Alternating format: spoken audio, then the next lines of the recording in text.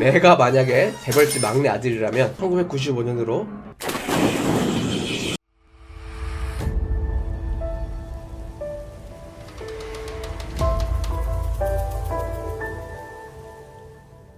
최근에 정말 핫했던 넷플릭스 드라마 재벌집 막내 아들 주인공이 이제 미래에서 과거로 순양이라는 지금으로 치면 삼성그룹 대기업 오너 일가의 막내 손자로 태어나게 됩니다. 사전에 미리 알고 있는 이 미래 상황들을 활용해서 엄청난 투자 수익률을 거두어 가족이 소유하고 있는 이 대기업 순양을 뽀로로 짝짝 헤쳐먹는 내용인데요. 자, 여러분들도 아마 저랑 똑같은 생각을 했을 거예요. 내가 만약에 이 주인공 진도준처럼 과거로 돌아간다면 어떻게 했을까? 그래서 오늘 준비해봤습니다. 내가 만약에 재벌집 막내 아들이라면 어떻게 투자를 했을까? 한번 시뮬레이션을 돌려보겠습니다. 그냥 재밌자고 하는 거니까 이 도중에 뭐가 틀렸다고 축자고 달려들지 말아주세요. 그냥 재미로만 봐주셨으면 좋겠습니다. A few candlebonks later. 솔직히 개사기 설정이긴 합니다. 때문에 어느 정도 몇 가지 룰을 정해놓겠습니다. 자, 첫 번째, 여러 종목 동시에 못 들어갑니다. 한 종목만 들어갈 수 있고 그 상품의 거래가 끝나면 다시는 그 종목에 투자를 할 수 없습니다. 자, 두 번째, 숏 금지. 숏 되면 개사기죠. 오로지 가치가 우상향이야 수익이 나는 종목들로만. 자, 세 번째, 관망 없습니다. 한 종목에서 나오면은 바로 무조건 다른 종목 타야 돼요. 자, 이렇게 세 개, 이 정도 룰은 좀 해줘야지. 안 그러면은 올라갈 때 롱터가 떨어질 때 숏하고 그거 되면 개사기예요. 그리고 편의상 이 개별 종목들보다는 그 종목의 지수로 수익률을 계산을 하겠습니다. 예를 들어 국중에서는 송중기가 아마존에 투자를 하게 되죠. 저는 이걸 그냥 나스닥에 투자했다고 퉁치겠습니다. 그리고 여기서 가장 중요한 게 사실 투자 물량이 많아지면 많아질수록 주가에 직접적인 영향을 미치기 때문에 딱 제가 생각했던 타점에서 들어가고 나오기가 절대 불가능할 거예요. 근데 이제 이거는 재밌자고 하는 거니까 그냥 된다고 가정할게요. 자, 그리고 극중에서는 진도준이 할아버지한테 5만 평을 증여받아 이제 240억이라는 시드로 시작을 합니다. 이것도 솔직히 개사기예요. 저는 그냥 딸랑 10,000원으로 시작해보겠습니다. 자, 이제 주인공 진도준이 1995년에 서울대 법대를 입학한과 동시에 성인이 되어 본격적인 투자 활동을 시작하게 되죠. 저도 1995년으로 돌아가겠습니다. A few candlebonks later. 가장 먼저 진도준은 98년에 찾아올 IMF를 대비해 모든 자산을 달러로 환전해버리죠. 그리고 원화가치 하락을 해칭함과 동시에 아마존의 초창기 회사인 카다브라에 투자를 하게 됩니다. 주가는 9배가 뛰게 되고 또 800원이었던 달러 환율은 약 2,000원까지 치솟으면서 주인공 진도준은 이때 아마 240억 원을 3년 만에 한 6천억 원으로 만들고 스토리상 이 아진자동차 제아건설을 인수하게 됩니다. 저 역시 1995년 1월 기점으로 10,000원을 달러로 바꾼 다음에 바로 나스닥을 탈 겁니다. 95년 1월 기준 나스닥이 한 390불 정도 되는데 이때 들어가서 저는 2000년 3월 1일까지 그러면 저는 이제 대한민국 경제 위기를 가뿐히 피하고 닷컴 버블이 터지기 직전에 딱 나옵니다. 2000년 3월에 나스닥을 약 4,800불에 다 팔고 그리고 저는 금에 투자를 할 겁니다. 자, 이게 금 차트고요. 자, 제가 나스닥에 들어가서 약 1120%의 수익률을 거두고 이게 한 12배 정도가 돼요. 그래서 이제 원금을 10불이라고 치고 회수금이 약 122불이 되었네요. 이 122불로 저는 금을 여기서 살 겁니다. 나스닥 팔자마자 바로 여기 들어가서 2008년 3월 3일까지 저는 쭉 홀딩 할 겁니다. 이때만 해도 금은 대표적인 안전자산으로 대부분의 자산시장이 닷컴 버블의 여파로 하락 혹은 횡보 국면을 맞을 때 혼자 고군행진을 하게 돼요. 금 CFD 상품을 사고 계속 정보를 할 거예요. 언제까지? 미국 서프라임 몰기지 사태로 인해 금융위기가 오기 직전까지. 아무리 안전한 자산이라고 알려진 금 역시 2008년 전세계 금융위기를 피해가지 못해요. 그래서 저는 금 가격의 조정이 오기 직전인 2008년 3월에 전량 매도를 할 겁니다. 그러면 약 275%의 수익률을 기록하네요. 원금 대비 약 3.75배가 되어서 458불이라는 금액을 회수를 하게 됩니다.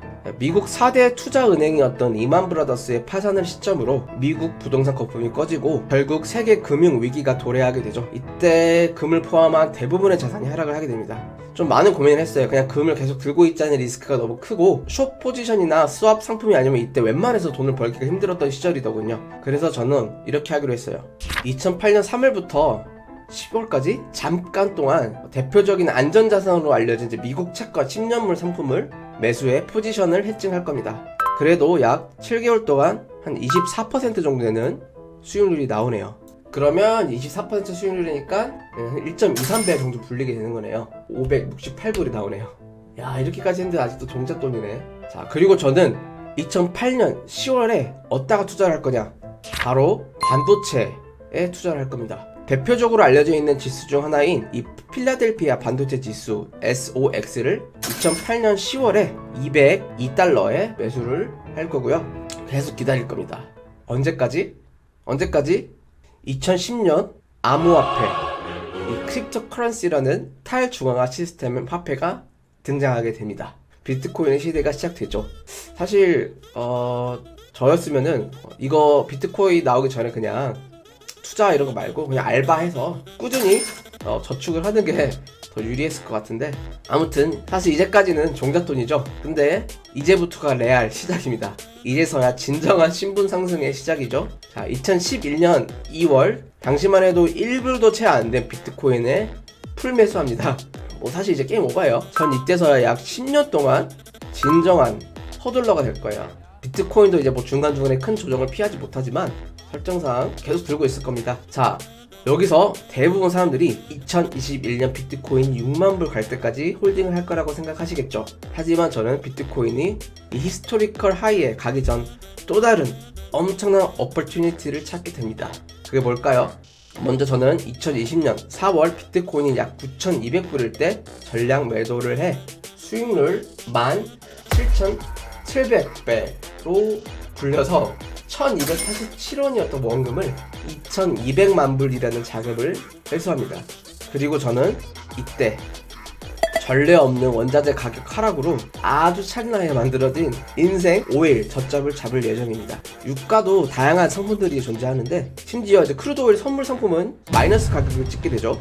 지금 보시는 이 차트는 이제 WTI 크루드 오일 가격인데, 설정이 허락을 한다면 저는 0.01불에서 1불까지 전량 분할 매수를 할 겁니다. 현실에서는 이게 가능할지는 미지수입니다. 불가능할 거예요. 그래서 저는 그냥 오일을 평단가 1불에 잡았다고 가정을 해보겠습니다. 이제 뭐 게임 오바죠. 2020년 4월 1불에 들어가서 2021년 10월 85.39불에 나올 겁니다.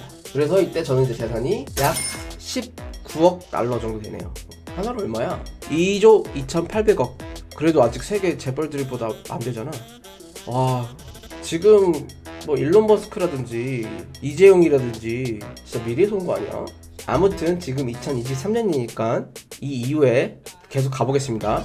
일단 2021년 모두가 알다시피 이제 과도한 양적 완화로 전 세계적 인플레이션에 대한 심각성을 뒤늦게 깨닫고 미 연준이 서둘러 금리를 막 올리죠. 대부분의 자산 가격이 이제 하락하기 시작할 때쯤 저는 미 채권 2년물을 매수할 겁니다.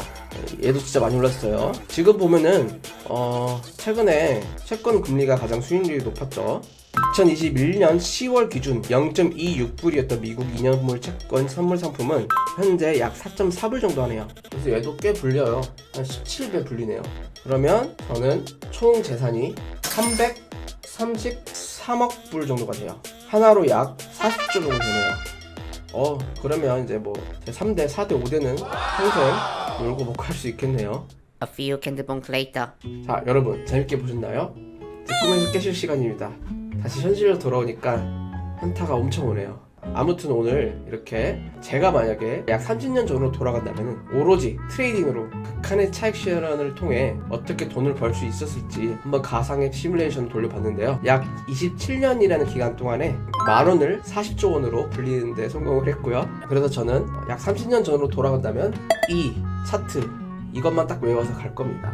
이게 어떻게 보면 이제 보물지도랑도 같죠. 그래도 이렇게 해도 일론 머스크 재산의 10분의 1 정도밖에 안 되네요. 그래서 여기서 중요한 거는 무조건 이런 복리 매매, 복리 투자만 중요한 게 아니라 차곡차곡 안정적인 이런 수익을 통해서 저축을 한 돈을 가지고 재테크를 하는 것도 좀 중요하다. 트레이딩으로만 몇천 % 수익을 올리는 게 거의 불가능할 뿐더러 어느 정도 이런 퍼센트가 아닌 플러스의 수익도 중요하다라는 점을 배울 수 있었네요. 그러면 여기까지 하겠습니다. 다들 성공 투자하시고 2023년에는 여러분들의 투자, 트레이딩 다 잘 되셨으면 좋겠습니다. 성투 하세요.